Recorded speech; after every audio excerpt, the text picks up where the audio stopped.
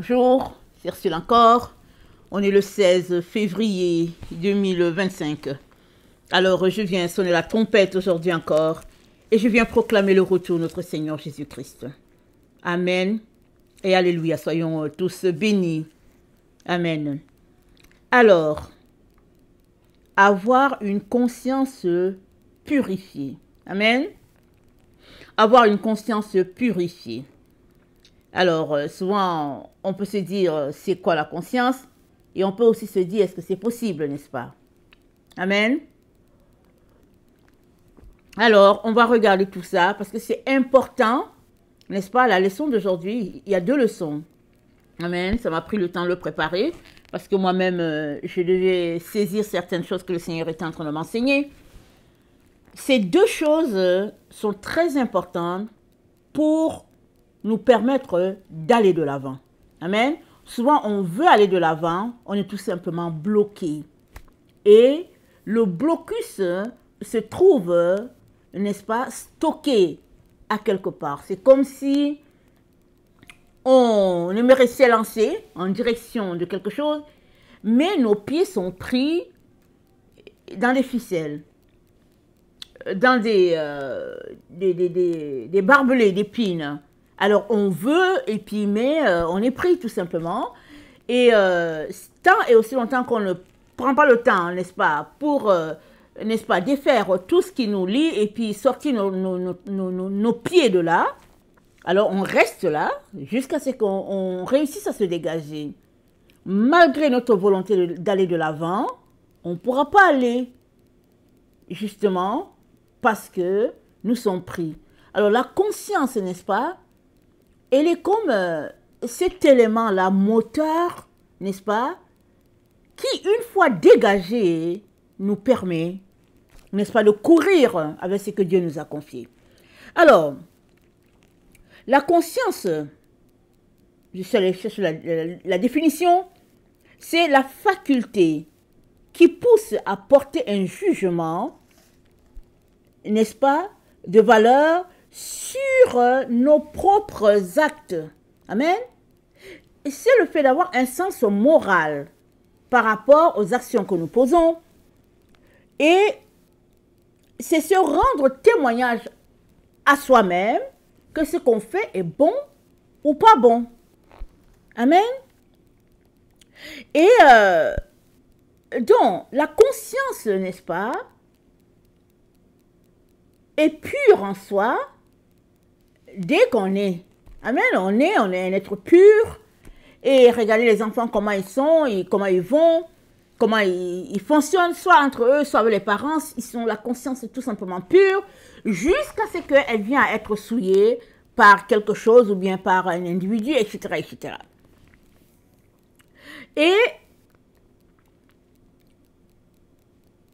c'est dit que Jésus-Christ a assuré notre purification, n'est-ce pas?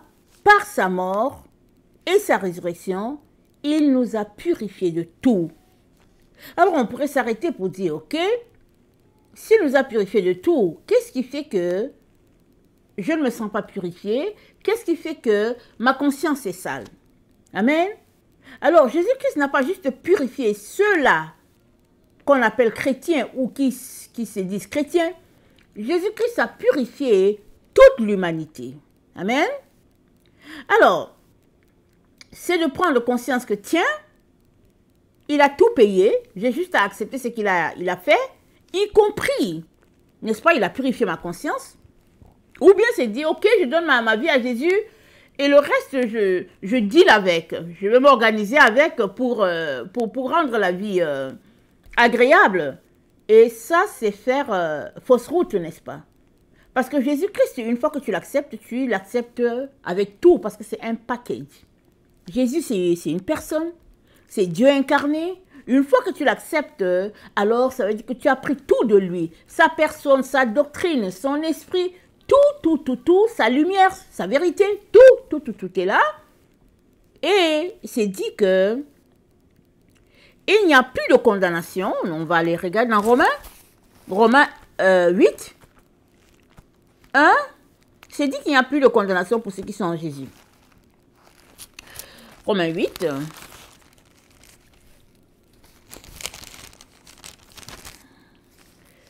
Il n'y a donc maintenant aucune condamnation pour ceux qui sont en Jésus-Christ.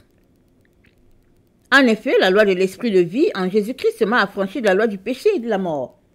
Donc, Jésus-Christ, c'est l'esprit. Amen. Il dit, je vous donnerai un autre consolateur, et puis c'est le Saint-Esprit.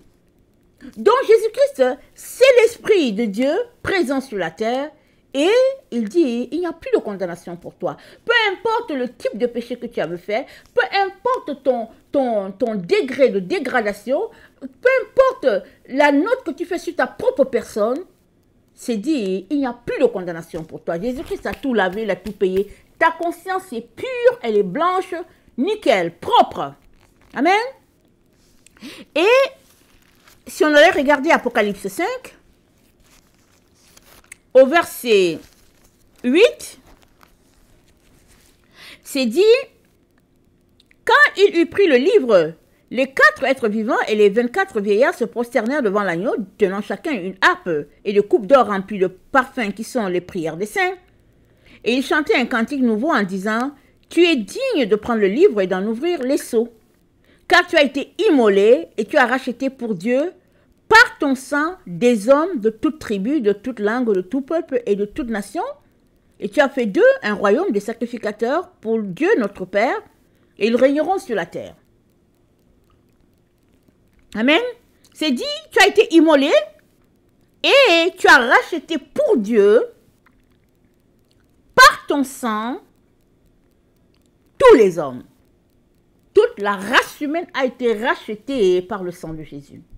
Et chaque jour, le sang de Jésus-Christ est disponible pour nous laver, pour nous purifier, parce que ce n'est pas du sang d'agneau ou de veau qu'il faudrait verser à tous les jours, qu'il faudrait aller faire, n'est-ce pas, égorger l'animal, venir recueillir le sang et venir l'asperger comme ça se passait du temps de Aaron. Non, Jésus-Christ a versé son sang là au Golgotha et le sang est tombé, n'est-ce pas, là où se trouvait l'arche de l'Alliance qui était là. Et ce qui fait que tout a été lavé, tout a été purifié.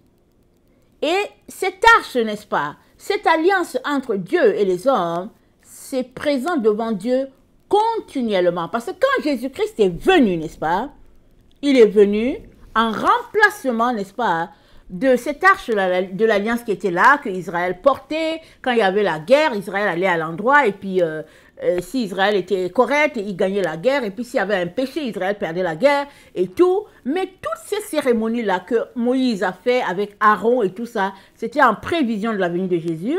Jésus-Christ est venu, son sang a coulé, il a lavé toute notre conscience, il l'a purifiée, n'est-ce pas, de A à Z. Et puis, il n'y a plus aucune tâche en toi. Amen. Jésus-Christ l'a fait. Maintenant, qu'est-ce qui fait que la tâche demeure à ton niveau? Amen. Qu'est-ce qui fait que quand tu t'assois et que tu réfléchis à ta situation et la tâche est là? Amen. C'est quoi? C'est dit dans Romains 8, le verset 1, qu'il n'y a plus de condamnation pour ceux qui sont en Dieu. Donc, si tu as donné ta vie à Jésus, il n'y a plus de condamnation. Amen. Maintenant, la tâche qui est là, qui te rappelle peut-être tes actions, les actes que tu as posés, c'est par la foi, n'est-ce pas, que tu dois accepter ce que Jésus-Christ a fait, parce qu'il te dit qu'il l'a lavé, il l'a purifié, c'est de dire, de passer ton temps à louer le Seigneur et lui dire merci de m'avoir purifié, d'avoir lavé ma conscience, Seigneur, de toutes ces impuretés-là, de toutes ces choses-là, n'est-ce pas, ce chemin-là que j'ai suivi, qui n'était pas de toi, je ne savais pas, ou bien que tu savais ou pas. Alléluia, Jésus-Christ a lavé, il a purifié. Amen. Et, excusez-moi,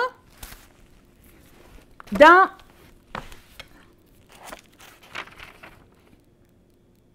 Hébreux 14, on va parcourir un peu les passages. Dans Hébreux 14, c'est dit,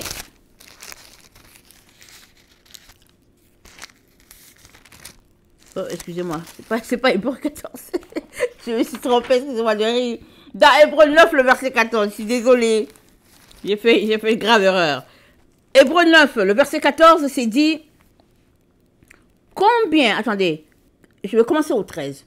Car si le sang des taureaux et des boucs et la cendre d'une vache répandue sur ceux qui sont souillés sanctifie et procure la pureté de la chair, à combien plus forte raison le sang de Christ qui, par un esprit éternel, s'est offert lui-même sans tache à Dieu, purifiera-t-il votre conscience des œuvres mortes afin que vous serviez Dieu. Alléluia. Le sang de Jésus-Christ, n'est-ce pas, purifie ta conscience des œuvres mortes. C'est-à-dire ces œuvres-là que tu as faites, qui sont enterrées depuis des années que tu les as commises, même si c'était juste hier. Le sang de Jésus-Christ, n'est-ce pas, a purifié ta conscience des œuvres mortes. Alors, retournons lire conscience. Conscience, c'est faculté qui pousse à porter un jugement de valeur sur son propre comportement, sur ses pensées. C'est le fait de se rendre témoignage à soi-même que ici, j'ai bien fait. Ici, j'ai mal fait. Seigneur, lave-moi, purifie-moi. Seigneur, pardonne-moi. Seigneur, merci de m'avoir pardonné. Merci de m'avoir lavé. Merci de me dire que tout est nettoyé nickel. C'est fini. Amen, c'est fini. Maintenant, c'est à ton niveau que le blocus se trouve. Soit, c'est parce que tu refuses ce que Jésus-Christ a fait pour toi. Amen. Et il faudrait que tu retournes à Jésus pour demander pardon et puis d'accepter par la foi ce qu'il a fait pour toi. Soit tu refuses ce que toi-même tu as fait. Et ça remonte, ça relève de l'orgueil parce que souvent notre fierté fait qu'on se dit « Ah, mais comment est-ce que j'ai pu faire ça? Comment est-ce que j'ai commis cet acte ignoble-là » Mais ça, c'est de te pardonner à toi-même ce que tu as fait à un moment donné de faiblesse. On ne peut pas toujours tout expliquer. On ne peut pas toujours avoir la réponse à tout. Mais c'est arrivé et Dieu t'a pardonné, il t'a lavé de toute conscience et puis c'est fini. Si tu refuses ce que tu as fait, alors ce n'est pas un problème de ta conscience que tu dois régler, c'est un problème de ton orgueil. Amen. C'est un problème d'orgueil que tu devais régler avec Dieu. Venir devant Dieu pour dire, Seigneur, je n'accepte pas ce que j'ai fait. Mais tu l'as déjà fait. Amen. Tu l'as déjà fait. Cette faute est déjà faite. Elle est déjà consommée. Elle est déjà passée. C'est passé. Le passé est passé. Alors, tu dois régler ton problème en venant devant Dieu pour dire, Seigneur, oui, j'ai un problème d'orgueil. J'ai un problème de fierté démesurée. Seigneur, je n'arrive pas à croire que j'ai commis ça. Aide-moi à enlever cette faute-là de mon chemin. Et je vais te dire déjà merci parce que tout est effacé, tout est consommé, tout est purifié. Amen. Alors, plus tu viens devant Dieu pour lui dire merci, plus ta conscience, n'est-ce pas, se purifie parce que tu reconnais ou bien tu as reconnu ce que tu as fait par le passé et tu reconnais que Jésus-Christ a tout lavé ça et qu'aujourd'hui encore son sang est disponible pour tout purifier et qu'à l'instant même son sang purifie et qu'il n'y a aucun péché qui reste devant lui. Amen. Parce que c'est dit dans le livre de Hébreux,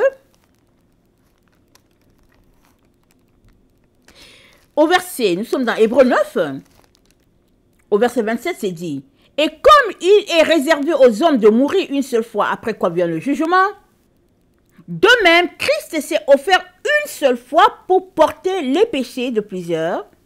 Pardon, de même, Christ qui s'est offert une seule fois pour porter les péchés de plusieurs, apparaîtra sans péché une seconde fois à ceux qui l'attendent pour leur salut.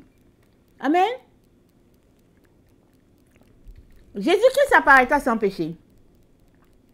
Comment? Il n'a jamais péché. Amen.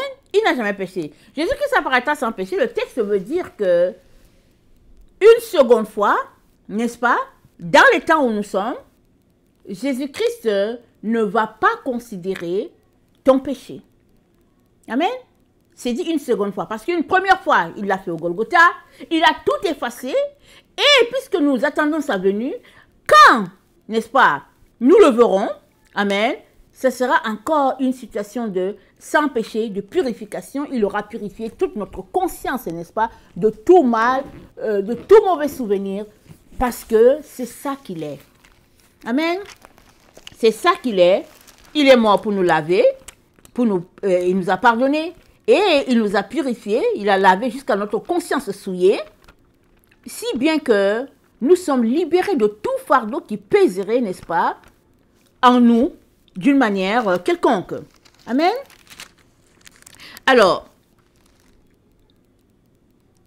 c'est écrit dans la version de Tob, je suis dans Hébreux 9, dans la version Tob, c'est dit, Christ apparaîtra une seconde fois sans plus de rapport avec le péché à ceux qui l'attendent pour le salut. Amen. Il n'y aura plus de rapport de péché. Quand Jésus-Christ, ceux-là qui attendent Jésus, ceux-là que Jésus-Christ trouvera, n'est-ce pas, ils seront émerveillés de voir leur Seigneur, mais surtout, leur conscience, tout leur être aura été purifié par le fait que Christ a accompli ça, n'est-ce pas, et ils sont là, face à face devant leur Seigneur, tout lavé, tout purifié, vraiment, aucun blocus quelconque ne se dresse entre eux et leur Seigneur. Et ça ne veut pas dire que c'est nous les humains qui ôtons le péché. Jésus-Christ a ôté le péché une fois pour toutes. Maintenant, si tu marches dans le péché, c'est de t'arrêter pour dire, Jésus-Christ l'a ôté. Pourquoi est-ce que moi je continue dedans? Amen. Jésus-Christ a payé par sa mort tous les péchés qui puissent exister. N'est-ce pas? Peu importe le type de péché, peu importe la grandeur ou bien l'étroitesse ou bien l'énormité de ton péché, Jésus-Christ a payé pour cela. Amen. Maintenant, pourquoi est-ce que tu continues de marcher dans le péché comme si Jésus-Christ ne l'avait pas fait? Quand tu prends conscience de ce qu'il a fait, quand tu te mets à le remercier, à le louer parce qu'il a effacé ton péché, tu n'as plus envie de marcher dans ce péché. Même si ce péché, c'est un péché, disons, accepté dans la société, disons, courir après l'argent, supposons, prenons ça. Supposons que courir après l'argent, c'est une bonne chose dans la société. Parce qu'on va dire, oh, mais il est millionnaire, il est milliardaire. Amen. Mais l'amour de l'argent, ça peut être un péché, parce que ça prend la place de Dieu. Alors, même si ton péché est accepté dans la société, parce que tu cours après l'argent, amen, devant Dieu, Jésus-Christ a tout enlevé. Amen. Il a tout enlevé. Alors, pourquoi continues-tu de courir après l'argent? Tu devrais courir après Jésus. Et ton argent, Jésus-Christ va le faire multiplier. Amen. Il va le faire multiplier. Donc, Jésus-Christ n'a rien contre le fait que tu aies l'argent. Il n'a rien contre le fait que tu aies des entreprises. Non. Si tu as appelé à avoir des entreprises, ben voilà, multiplie-les. Amen. Multiplie les entreprises si Jésus-Christ t'a appelé à les avoir. Mais s'il ne t'a pas appelé à les avoir, alors qu'est-ce que tu fais à multiplier les entreprises? Peut-être que lui t'a appelé à être médecin. Alors vas-y à être médecin et puis donne les ordonnances qu'il faut aux différents malades ou bien dis-leur comment manger pour être en santé. Et puis ben voilà, fais ce que Jésus-Christ t'a dit et tu ne seras pas dans la situation de péché. Amen. Parce que le péché c'est quoi? C'est manquer le but. Amen. Le péché, c'est manquer ce que Dieu t'a dit de faire. Alors, pour sortir du péché, ne manque plus ce que Dieu t'a dit de faire, vas-y faire et puis tu ne seras pas dans une situation de péché. Amen. Alors, nous sommes donc informés, n'est-ce pas, que Jésus-Christ nous a lavés, nous a purifiés jusqu'à il nous a renouvelés de toutes les œuvres mortes. Si bien qu'il n'y a plus aucune condamnation pour ceux-là qui sont en Jésus-Christ. Amen. Et dans Romains 8, le verset 5, c'est dit, ceux qui vivent selon la chair s'affectionnent aux choses de la chair. Tandis que ceux qui vivent selon l'esprit s'affectionnent des choses de l'esprit. Alors, si tu es d'avis que Jésus-Christ t'a lavé, t'a purifié, a lavé tes péchés, t'a purifié toute conscience, alors choisis de ne plus marcher selon la chair. Marche selon l'esprit. Laisse-toi diriger par l'esprit. Choisis de ne plus te lever un matin pour dire, ok, moi je m'en vais dans telle direction. Je veux faire ceci, je veux faire cela. Non, avant d'aller dans telle direction, assure-toi que c'est Jésus-Christ qui t'a dit d'aller. Mais si tu n'as pas dit d'aller, alors reste tranquille. Amen, reste tranquille. Et vas-y prier, lis ta Bible. Jésus-Christ t'a pas dit quelque chose. Pourquoi est-ce que tu vas te lever, faire ton programme, alors que tu appartiens à Dieu et puis Dieu veut te conduire? Amen. Au verset 6, l'affection de la chair, c'est la mort, tandis que l'affection de l'esprit, c'est la vie et la paix. L'affection de la chair, c'est inimitié contre Dieu. Amen. Parce que tu opposes Dieu. Et c'est dit que ceux qui vivent selon la chair ne peuvent pas satisfaire Dieu. Vivre selon la chair, c'est pas forcément le fait de faire un péché, c'est pas le fait d'être gourmand, glouton et puis d'insulter les gens. Non, il y a ça, mais vivre selon la chair, ça fait juste que tu décides de faire tes choses par toi-même et puis ben voilà. Tu es dirigé par tes envies, tu te lèves, tu as envie d'aller faire du parachute, tu te lèves, tu t'en vas faire le parachute. Tu as envie de faire si tu te lèves, tu t'en vas faire. Ça, c'est vivre selon la chair. Amen. Parce que ceux-là qui sont conduits par l'Esprit de Dieu, ils sont enfants de Dieu et ils attendent que l'Esprit leur dise d'aller dans telle direction ou dans telle autre. Amen. Alors,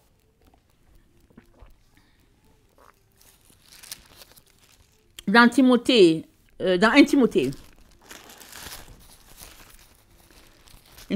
le verset 18,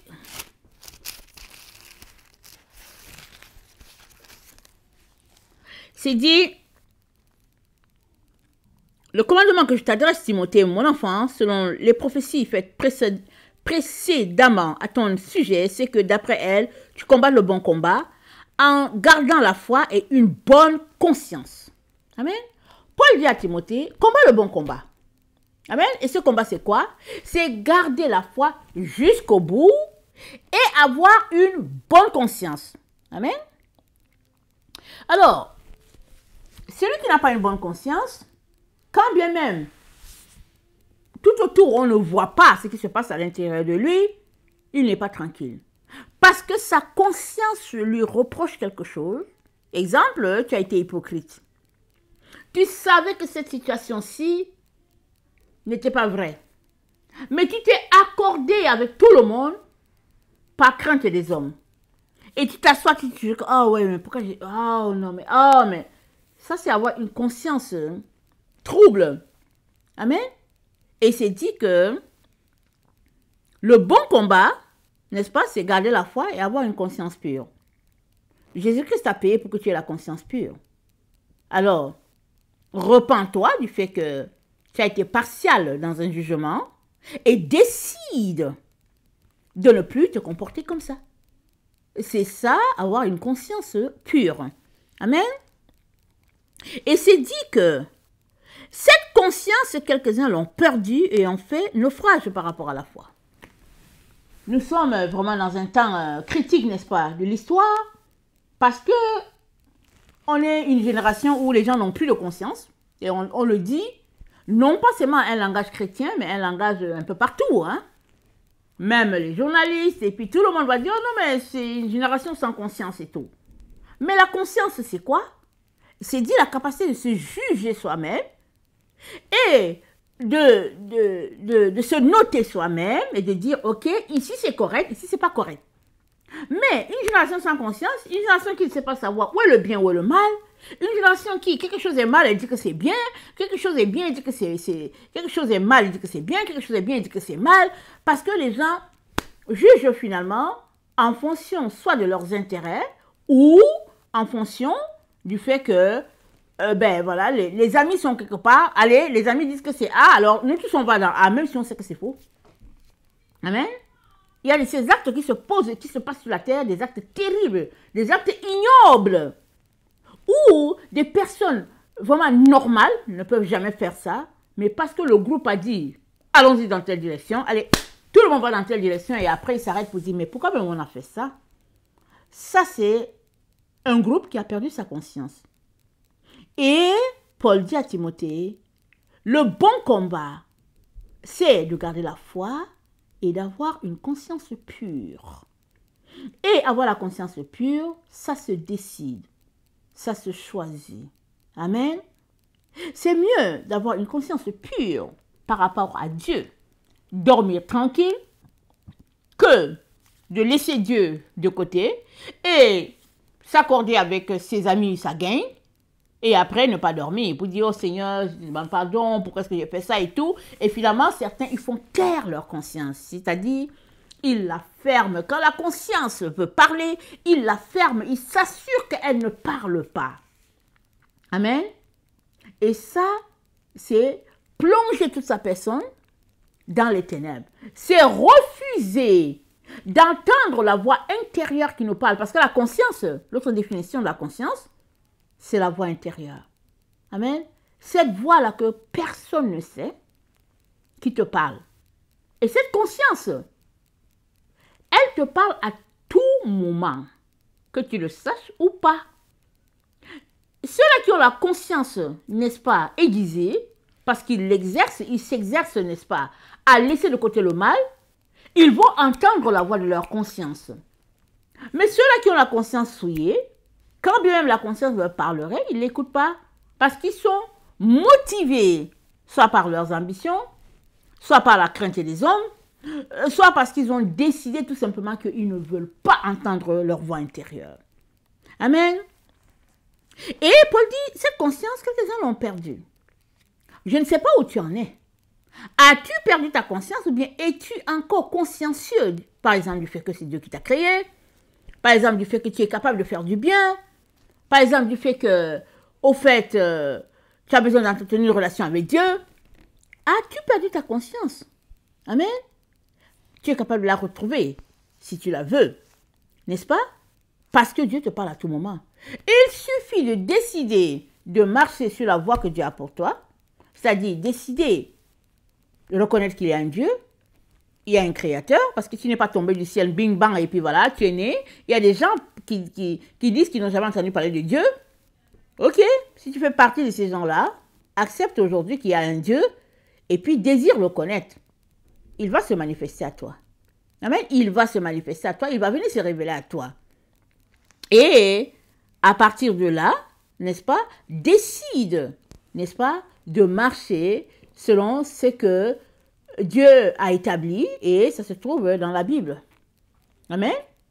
Ce n'est plus le temps de dire que oui, qu'est-ce qui prouve que la Bible est vraie, que la preuve que c'est elle la parole de Dieu et puis c'est pas tel autre. Cette discussion-là, ce sont ces types de discussions-là qui souillent la conscience et qui bloquent carrément, n'est-ce pas, la voix de la lumière de parler, parce que la conscience, c'est la lumière. C'est la lumière de Dieu en nous. Dans Proverbe 20, je pense, le verset 23, c'est dit, la lampe de Dieu, c'est l'esprit de l'homme. Autrement dit, ton esprit, là, c'est ça qui est la lumière de Dieu en toi. C'est ça qui est la conscience. Amen. Alors, une fois que tu la tais, une fois que tu ne veux pas entendre ta voix intérieure, tu es en train de dire, tu ne veux pas entendre Dieu. Alors, la conscience, c'est quelque chose qui est très poli, qui respecte beaucoup. Si tu fais taire la conscience, tu la fais taire, à un moment donné, bon, elle se tait. Puisque tu veux qu'elle se taise, elle se tait. Mais dommage, si elle se tait jusqu'à mourir, c'est-à-dire finalement, hein, elle choisit de ne plus te déranger, t'enquiquiner, et finalement, tu n'as plus de guide qui te dirige. Et qu'est-ce que tu fais? Plusieurs qui refusent de la voix de leur conscience s'en vont rencontrer les marabouts, s'en vont rencontrer les 10 heures de bonne aventure, s'en vont lire dans les boules, ont besoin de l'horoscope, ont besoin de ceci pour les diriger, ont besoin de telle personne pour les orienter. Mais Dieu a fait que chaque être humain peut entendre sa voix à tous les jours. Tu n'as pas forcément besoin d'entendre « Je suis l'Éternel, Dieu qui te parle », non. La conscience, elle te parle dans ton être intérieur. Là, de tes entrailles, la conscience te parle. Amen. Et Paul, dans Galates 1, le verset 10, nous dit, ce n'est pas en faveur des hommes que nous devons décider. Ce n'est pas en faveur de nos amis, ce n'est pas en faveur de la gang. Parce que si nous voulons suivre la voie du groupe, on va finir toujours par se perdre. Et je vous dis, là, le groupe, ça a une voix forte, n'est-ce pas, quand ils sont ensemble. Mais une fois qu'ils t'ont fait prendre une décision qu'ils veulent, tu cherches, il n'y a plus personne. Amen. Il n'y a personne. Parce que le groupe, c'est juste un groupe qui est là, comme une grosse boule. Et finalement, il se disperse. Et puis finalement, il n'y a personne. Te voilà pris à ta décision de groupe parce qu'il n'y a personne pour t'aider. Et la Bible dit, celui qui a plusieurs amis les a pour son malheur. Surtout si là-dedans, il y a une voix qui est très forte et qui domine le groupe, alors tout le monde va dire, ah ouais, mais vraiment, vas-y, et puis, ah ouais, mais vas-y, ah ouais. Finalement, tu les écoutes, alors que tu es là, ta conscience te dit, ne fais pas, ne fais pas, ne fais pas. Et c'est la voix de la conscience de Nicodème qui lui a parlé. Nicodème a réfléchi de haut en bas, de gauche à droite. Il était sacrificateur avec sa bande de sacrificateurs, ses collègues. Nicodème a écouté la voix de sa conscience. De nuit, il s'est levé pour aller voir Jésus, pour lui dire, Rabbi, il n'y a personne qui peut faire ce que tu fais s'il ne vient de Dieu. Voilà la conclusion de Nicodème. Pas compliqué. Sa conscience lui a parlé. Nicodème s'est dit, si je reste avec cette gang-là, je vais périr avec eux. Parce qu'ils sont de mauvaise foi. Même quand ils voient les miracles, ils ont toujours quelque chose à dire. Je vais me déguiser. Je vais régler mon problème moi-même. Et ça, c'est la voix de la conscience qui crie. Elle crie, elle est plus forte que la voix de la raison. Elle est plus forte que la voix des amis. Elle est plus forte que la voix de la moquerie. Elle est plus forte que tout. Et Dieu t'a donné cette conscience-là. Elle est innée en toi. Elle est venue avec toi sur la terre. Elle est là en toi. Si tu ne l'entends pas, c'est parce que elle a besoin d'être raffinée. Elle a besoin d'être purifiée. Elle a besoin d'être aiguisée. Et tu as besoin de travailler à dégager tout ce qui est autour. Rappelons notre premier exemple. Parce que j'ai dit, la conscience, c'est comme quelqu'un qui veut aller plus loin, qui veut entreprendre, n'est-ce pas, une course, et puis subitement, il voit que ses pieds sont pris par des barbelés. Il veut bien, il est préparé, il a son équipement, il a ses chaussures, mais il ne peut pas partir. Parce que les barbelés l'empêchent. Et il faudrait qu'il enlève tout ce qui est là, qui a pris ses pieds petit à petit, jusqu'à partir. Jusqu'à pouvoir décoller, n'est-ce pas? Et c'est ça que Dieu nous appelle à faire aujourd'hui. Et dans le fond, avoir une conscience pure, ça ne nous prend pas grand-chose. C'est juste d'accepter ce que Jésus-Christ a fait, parce qu'il l'a déjà fait. Il est mort sur la croix, il t'a donné la vie éternelle, et il a jusqu'à laver et purifier ta conscience. Et il le fait à tout moment, 24 heures sur 24. Il purifie ta conscience. Il te suffit de venir à la source pour boire, n'est-ce pas, de son eau de purification, et tout ton être sera purifié. Alors pourquoi je dis Jésus-Christ a voulu parler de conscience? C'est parce que la conscience est l'élément qui bloque plusieurs d'aller de l'avant. Amen. Ça les bloque. Parce que la conscience leur parle, mais pour une manière X ou Y, ils viennent à ne pas l'écouter, à ne pas écouter leur conscience. Ou bien, elle vient à être bloquée par toutes sortes d'obscurités. Amen. Et l'exercice qui est à faire, n'est-ce pas, très simple, c'est de se mettre à louer le Seigneur pour ce qu'il a fait, pour toi. Amen. Il t'a sauvé de la malédiction de la mort. Il a payé le prix, n'est-ce pas, que nul ne pouvait payer. C'est de te mettre à le louer, à le célébrer. Et aussi, de le louer, le célébrer de ce qu'il t'a donné une conscience pure. Maintenant, en le louant, en le célébrant, tu vas t'arrêter par exemple pour dire que, oh non, mais moi, ma conscience à cet endroit, je suis une personne très critique, je suis très sévère, et puis je juge les gens, j'ai tel problème, j'ai tel problème. Ta conscience, c'est elle qui va encore t'aider à te dire, ton problème est ici. Parce que c'est ta conscience qui te guide. Voici ton problème ici. C'est ici. Tu as un problème, n'est-ce pas, de retarder sur les choses. Tu as un problème, n'est-ce pas, de traîner. Au lieu de faire quelque chose, tu traînes. Voilà, c'est ta conscience qui te le dit. Alors, lève-toi commence à enlever les choses de côté, etc.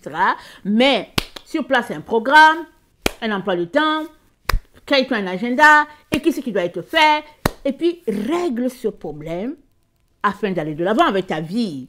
Parce que ta vie ne peut pas aller de l'avant si ta conscience, elle est prise dans des barbelés. Amen. Tu as besoin de libérer cette conscience-là, et Jésus-Christ te dit qu'il l'a purifiée. Amen. Alors, elle est purifiée. Si donc à ton niveau tu trouves qu'elle n'est pas purifiée, va chercher la purification. Comment? En laissant toutes ces choses-là qui a souillé ta conscience. Amen. Dans Philippiens 2,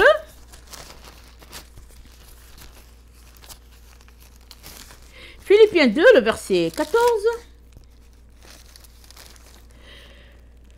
c'est dit,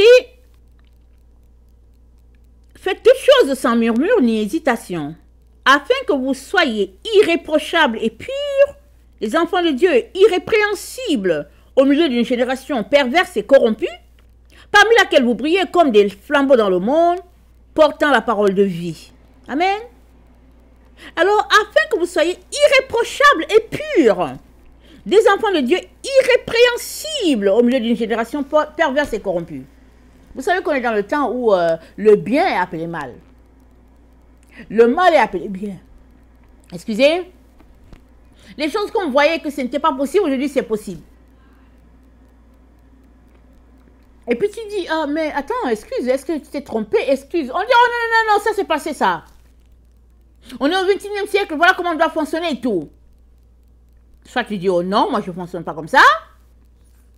Soit tu dis, ah ok, c'est comme ça qu'il faut fonctionner. Et tu te mets à fonctionner comme les autres. Alors tu viens carrément de souiller ta conscience. Amen.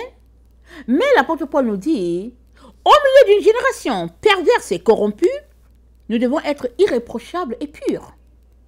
Nous devons être irrépréhensibles. C'est une décision personnelle.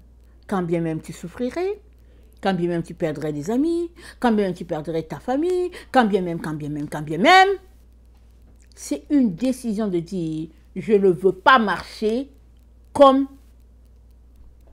ça se passe maintenant. Je ne veux pas.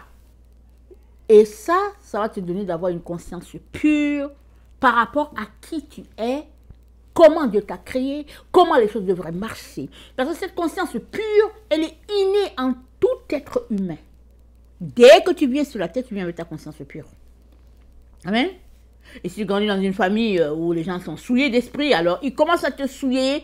Dès que tes yeux s'ouvrent, tu commences à voir comment ils marchent dans la souillure. Et sinon, tu marches, et à un moment donné, tu vas commencer à voir que, voilà, c'est comme ça qu'on se comporte, ou bien des gens même vont t'éduquer, ils vont te dire, écoute, ça doit être comme ça ici, et puis voilà, ils vont t'apprendre à faire des choses qui ne sont pas correctes. Mais Dieu, n'est-ce pas, est là pour te laver, pour te purifier, pour te nettoyer par rapport à tout ce passé-là, afin que tu puisses fonctionner avec ce qu'il t'a confié. Parce que le fait d'avoir une conscience impure t'empêche. Amen. Voilà pourquoi le Seigneur aujourd'hui nous parle du fait de décider, de choisir vraiment d'accepter le sacrifice de Jésus-Christ, le fait qu'il a purifié notre conscience. Et dans Philippiens 2, le verset 3, c'est dit, ne faites rien par esprit de parti ou par vaine gloire. Amen. Mais que l'humilité vous fasse regarder les autres comme étant au-dessus de vous-même, que chacun de vous, au lieu de considérer ses propres intérêts, considère aussi ceux des autres. Amen. Voilà toutes ces choses-là qui souillent la conscience. C'est dit, ne faites rien par vaine gloire. Amen. La gloire de ce monde, c'est vain. Il ne fait rien pour cela. Mais, marchez dans l'humilité. On peut regarder, on peut dire non, c'est non, je ne veux pas marcher dans l'humilité parce que, bon, voilà, les gens pensent que je suis ceci, cela. Non, je ne veux pas. Mais nous sommes informés, quand nous lisons la Bible de long en large, que la vie de Jésus-Christ, c'était l'humilité.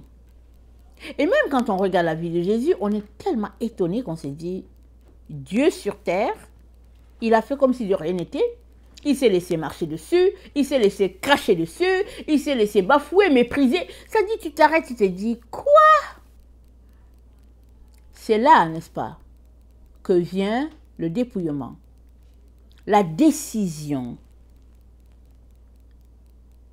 de marcher sur les traces de celui-là qui nous a sauvés, afin que sa conscience à lui puisse s'imprégner sur la nôtre, d'une marque indélébile, afin que notre conscience, n'est-ce pas, une fois reflétée, soit la conscience de Christ elle-même, de telle sorte que rien ne puisse entraver notre marche, et que, au lieu de considérer tout ce que les gens font dans la société et de porter un jugement critique sur ce qu'ils font, c'est plutôt de se concentrer à dire, Seigneur, aide-moi à purifier ma conscience chaque jour. Ce que les autres font, qu'ils le font, c'est ça qu'ils ont décidé. Mais moi, aide-moi, Seigneur, à travailler de manière à ce que ma conscience soit purifiée. J'en ai besoin pour aller de l'avant. Et le Seigneur va t'aider. N'oublions pas cet exemple formidable concernant Simon-Pierre et puis Jean. Simon a demandé à Jésus, mais qu'adviendrait-il à Jean? Jésus-Christ a dit, toi, occupe-toi de toi-même. Laisse l'histoire de Jean. Occupe-toi de toi. Et qu'est-ce que je t'ai dit? Jésus-Christ a dit à Simon, Simon, est-ce que tu m'aimes? Paie mes agneaux. Simon, concentre-toi à régler le problème que je t'ai confié, celui-là de paître mes agneaux. Et laisse Jean, n'est-ce pas, à sa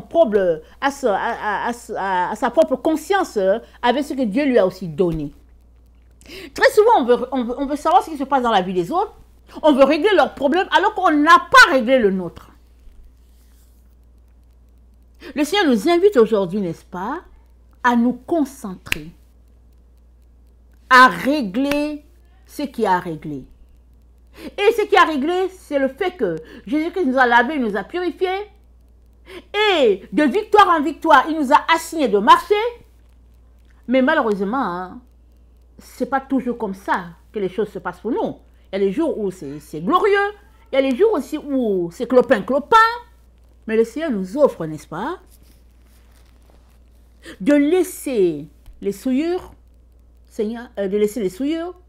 Le Seigneur nous offre, n'est-ce pas, de travailler de manière à enlever la souillure de notre conscience.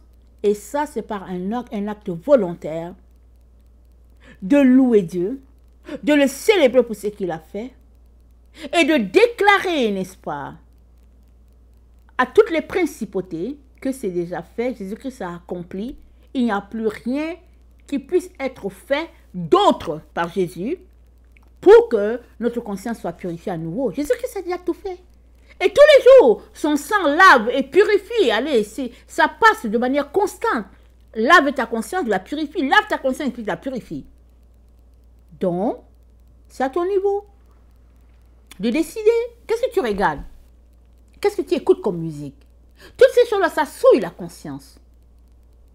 Décide donc d'être sélectif dans ce que tu regardes, dans ce que tu écoutes. Garde ta conscience pure.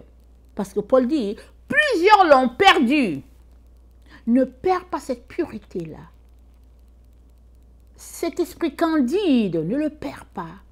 Parce que ta conscience étant le guide, l'emblème du Père en toi, tu sauras exactement ce que Dieu attend de toi. Demandez à un enfant de 4 ans, de 5 ans, qu'est-ce qu'il aimerait faire, il te dira, je vais être plombier. C'est parce qu'il est plombier. Ah ben, c'est parce qu'il est plombier. Il va te dire, je vais être médecin, c'est parce qu'il est médecin. Demande à cet enfant-là, 10 ans plus tard, il va te dire, je vais être physicien, je vais aller sur la planète Mars, je vais aller visiter les astres. Ça, c'est parce qu'il est allé à l'école, il a appris autre chose, et puis là, finalement, subitement, il n'est plus plombier. Non, c'est fini, il a fait le plombier, est fini. Subitement, il va aller sur Mars. Parce qu'il y a autre chose qui est venu souiller sa conscience. Et ce que Dieu aimerait, c'est que nous puissions marcher, n'est-ce pas, dans cette conscience pure qu'il a acquis pour nous, et que nous puissions aussi aider nos enfants, ou bien la génération plus basse, n'est-ce pas, plus jeune que nous, pardon, à développer cette conscience et à la garder. Vérifiez un peu qu'est-ce que nos enfants regardent. Souvent, ils écoutent des choses et puis c'est pour souiller leur conscience. Souvent, ils sont là sur TikTok et puis c'est un adulte qui vient parler aux enfants. Depuis quand un adulte parle aux enfants et puis c'est pas ses enfants, alors qu'est-ce qu'il fait à parler aux enfants?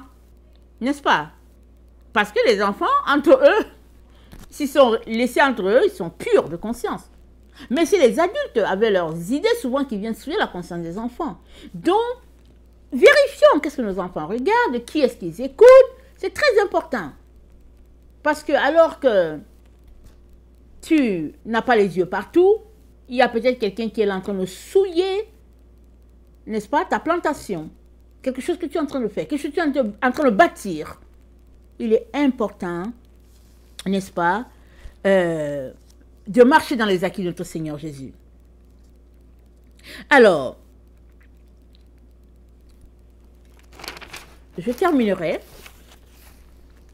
n'est-ce pas, à lire Romains 8. On a déjà lu tantôt. Je vais la relire comme conclusion afin que cela puisse s'imprégner en nous. C'est dit, il n'y a plus maintenant aucune condamnation pour ceux qui sont en Jésus-Christ. Quand bien même tu n'es pas en Jésus, il n'y a pas de condamnation pour toi. Si tu viens, tu ouvres ta bouche pour demander pardon à Dieu, n'est-ce pas, de la voie que tu as choisie de prendre. Tu demandes pardon, j'aimerais renoncer à cette voie, j'aimerais revenir à une conscience pure, et je sais que c'est par Jésus-Christ que je peux avoir cette conscience.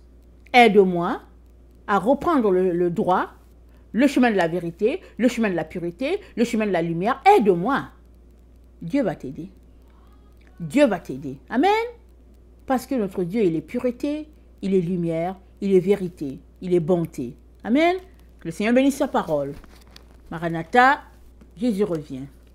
Amen et alléluia.